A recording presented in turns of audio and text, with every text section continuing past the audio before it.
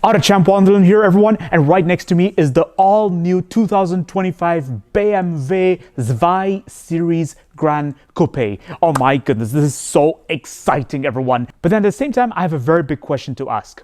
Has BMW lost the plot with the 2 Series?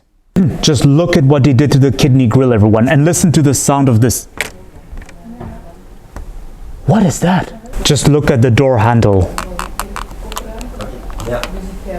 This steering wheel is huge. Did it come straight from a BMW XM? And what's with the space you get over here, guys? First time I've ever seen seating adjustments this busy and all over the place, guys. Look at this. 1, 2, 3, 4, and 5.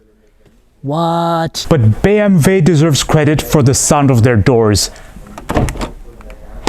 Oh my goodness, this sounds adorable. Make sure to push the subscribe button if you haven't already, everyone. And also check the link in the description for my car reviews of other BMW models, everyone, including the Ein series, the 1 series. All right, let's get on with this review right now. Oh my gosh, the door is amazing.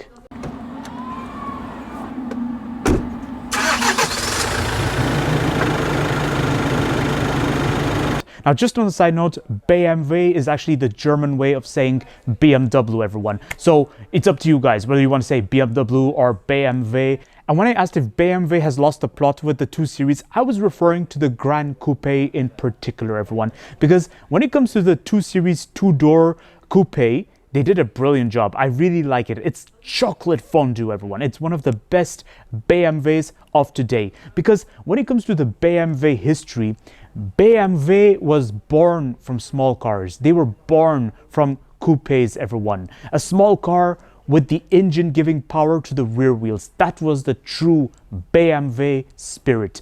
Whereas today, it seems like the 2 Series model name has become a bit tainted thanks to the 2 Series Tourer, which is supposed to be BMW's first minivan, guys. And I think at one point it had a Grand Tourer version which had a 7-seater, if I'm not mistaken. Maybe it didn't have a 7-seat version, but what I'm trying to say, everyone, is that the Grand Tourer was an embarrassment in my opinion in terms of design, and I had the same thing to say about the Mercedes B-Class. I never liked the Mercedes B-Class to begin with. Whereas when it comes to the 2 Series Gran Coupe right here next to me, I never really saw much of them on the road compared to the Ein series, the 1 series. The 1 series is a very hot seller, everyone. But I had the chance of reviewing the all-new BMW 1 series last year, and I have to say that I also felt like they lost the plot because it was quite expensive, and at the same time, I didn't really see much of a BMW identity for the interior and for the exterior. Brace yourself, everyone. This particular BMW 2 Series Gran Coupe costs 53,000 euros. Now that's a bit like the average price of an EV sedan, like something of a Polestar 2 or a Tesla Model 3. So I'm trying to understand what exactly is the advantage of this BMW 2 Series Gran Coupe. It's not even electric, guys. Now, when it comes to the exterior design, it should be noted that there's a bit of a mini trait, I sense. And that shouldn't be surprising because it's directly related to certain mini models. What's with the fake air vent over here? Yeah. If we study the BMW 2 Series Gran Coupe from certain angles, I sense a little bit of an identity. It has a bit of a characteristics of the BMW 3 Series of the 2000s, especially from this angle in particular. It reminds me of the 3 Series in the 2000s when they had those hexagonal rear lights. Or should I say pentagonal rear lights? I'm not sure. Now over to the interior of the BMW 2 Series Gran Coupe. So first thing to note is you get a frameless window, which is very interesting and something I have to get used to, especially given for this segment. But then, why am I surprised? It's something everybody has been obsessing over, it seems. Now, I cannot exactly say I'm impressed with the interior. It just doesn't really feel like a real BMW should. Like, one thing I really love though is the sound of the door. Wait, let's just listen to this. Oh my goodness, it feels like you're closing the door of a tank. It is confirmed. BMW has arguably one of the best door sounds in the automotive industry, and the infotainment system is also one of the best in the automotive industry. But I feel like here there's a bit of a compromise. You do not get the swivel wheel to control the screen, guys.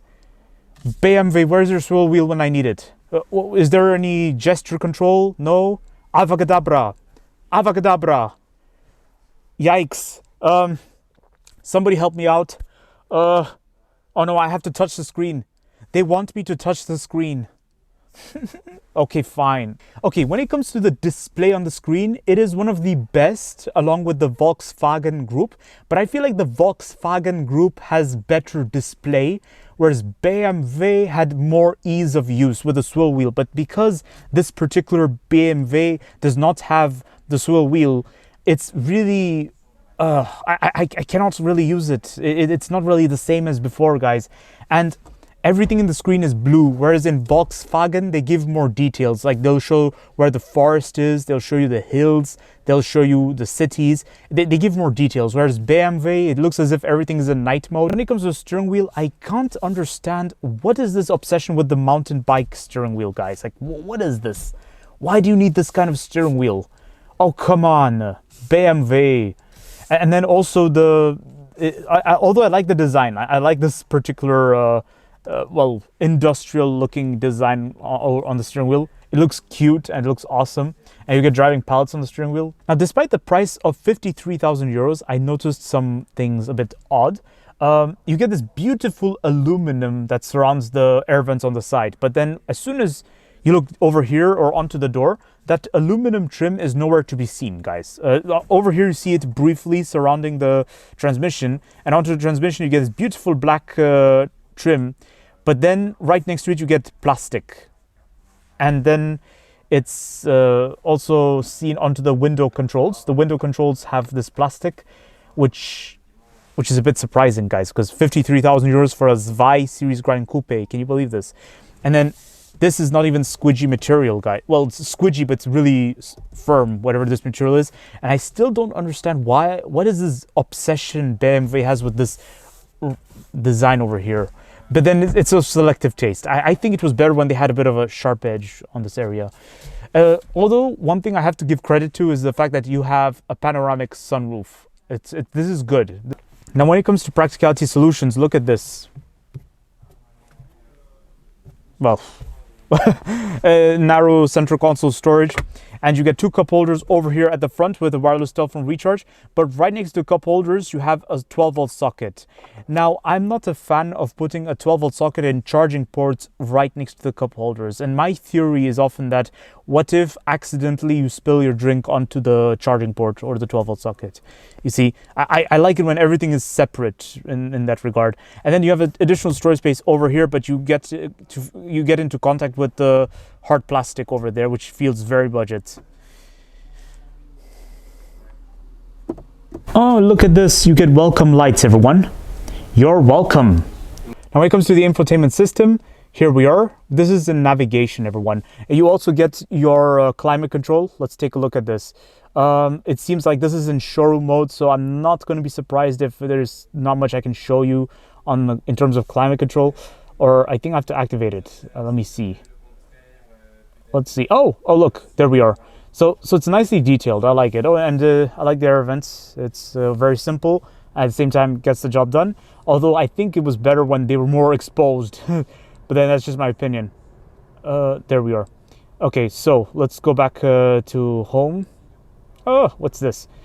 And I like the display over here. It's a bit like a smartphone tablet or something. You see how you get the applications and everything. It's cute. Now it's time to check out the rear seats of the BMW Zwei Series Gran Coupe. But already I just noticed how narrow the entrance is, guys. In fact, this has to be the first time in ages I saw an entrance this narrow. Oh my goodness. And well, let's just have a seat.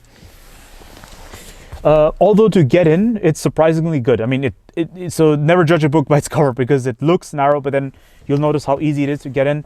But then I just noticed the stitching detail of the seats. You get to see some threads, guys. It worries me whenever I see threads like this sticking out, because whenever I often think of long terms, like what's it going to look like after 5 years or so.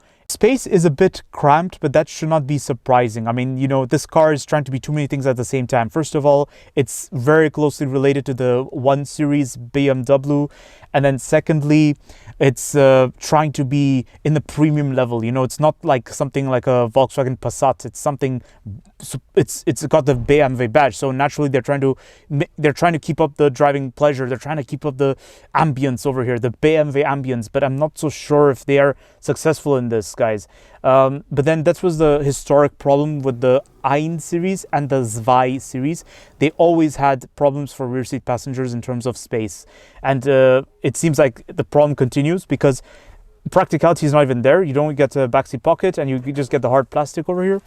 You do get an armrest over here with 2 cup holders. That's a plus. I give you that. Okay, but my headroom is just about right because my hair is literally making contact with the roof, with the ceiling, and my knee room is a bit limited. The headrest is rather cozy. That's good. But then as soon as I lean my head onto the headrest, I feel my hair brushing the ceiling. So again, it can be really selective, the back seats, guys. It's of selective taste, but then the only thing I really like would be the sound of the door whenever you open and close it. Oh my goodness, it sounds like the door of a tank. Now it's time to check out the boot space of the BMW 2 Series Gran Coupe, and I just noticed you get a rear view parking camera. That's a plus. Now, when it comes to this segment, I highly doubt you're going to prioritize practicality that much. Then already you see you get a flat floor over here, and the boot lip is quite nice. Well, actually, the lip over here is plastic, but then the body paint sticks out over here a lot. So you just have to be very careful with it in long terms. You do not want to scratch it accidentally with your luggage. The entrance over here can be narrow, but then you will see that you get additional space underneath over there. That's very practical, everyone. So here's my conclusion of the BMW 2 Series Gran Coupe 2025. All right, everyone, to answer the big question, has BMW lost the plot with the 2 Series Gran Coupe 2025? The answer, I have to say, is yes. I think this is really something very different to what I'm used to seeing from the BMW brand, because I'm very impressed with how they executed the I models. When it came to the electric car question, they built arguably one of the best electric cars I've ever seen, everybody. Like the BMW i4. Well, Fia is a way of, I think, 4 in German, but fear, yeah. i4 in German. The way BMW did the i4 was chocolate fondue. One of the best electric cars, priced similarly to the Polestar 2, if I'm not mistaken, maybe slightly more expensive, but you get the idea. And then the BMW i5, the i5, they did a brilliant job with it, guys. It's just like the 5 Series, but just electric, you see. So when it came to the 1 Series and the 2 Series Gran Coupe, it was a bit confusing as to what direction are they heading with it, because from certain angles, it really had me thinking of Mini, the way they went all round-edged on certain areas. And it kind of misses the good old days when we had the first generation 1 Series and the second generation 1 Series, and even I think the third generation, or was it the facelift? I'm not sure. But that was when they had the engine gearing power to the back wheels. That was when they had the sharp edge design. That was really good, everyone. Whereas what they're doing these days with the interior, I'm really confused what's going on, especially with the aim to go very simple. I'm not exactly sure this is playing in BMW's favor, because right now I look at this interior, it looks exactly like something which an electric car manufacturer is already doing, or which has already tried doing, guys. And also it looks like something the Volkswagen group has been doing as well. For a price of 53,000 euros, I felt like some things were missing, you see, and especially the space and the practicality solutions. Already I can confirm that coupe signifies you're not looking at practicality. If you really want the practicality, for a price of 53,000 euros, I'd go straight for the 3 Series. It's something slightly bigger in my opinion, and also more practical to be having. If you want my personal opinion, I feel like at least BMW has done a better job than Mercedes in this regard, because Mercedes has a curse of just not being able to do an interesting small car, and that's honestly not their fault. It's probably in their history, because Mercedes was born from trucks and limousines. So therefore, when it came to small car questions, they just couldn't do the best. They just couldn't really answer it properly. They tried it with the A-Class, and the A-Class, in my opinion, is a flop, but there are people that love it for some reason. Whereas when it comes to the B-Class, I had the same thought as well. But then when it comes to Mercedes SUVs and trucks and vans, they're brilliant. It's chocolate fondue, guys. They do one of the best in the premium segment. Whereas when it comes to BMW, they have the best small cars, the hatchbacks, the coupes, the cabriolets. Whereas when it comes to something like the Series Gran Coupe, I'm not a fan of the things I saw for the interior and the exterior, despite the price tag of 53,000 euros. But then on the other side of the scale, if you want something stylish to drive from A to B and with just about enough space to transport some passengers occasionally, this can be the car for you. But otherwise, in my opinion, again, guys, I would say the 3 Series makes slightly more sense. Or if you really want the style and if you really are traveling alone most of the times, I'd go straight for the 2-door version 2 Series. Because it looks stylish, it looks even more interesting. Don't forget to like, subscribe, and leave a comment in the comment section below sharing me your thoughts of the BMW Series Gran Coupe. And don't forget to check the links in the description for my other YouTube videos of other BMW models and potential competitors to the Series Gran Coupe or the 1 Series BMW, everyone. And check the link in the description for my review of the BMW 1 Series as well. All right, I will see you all next time. Bye.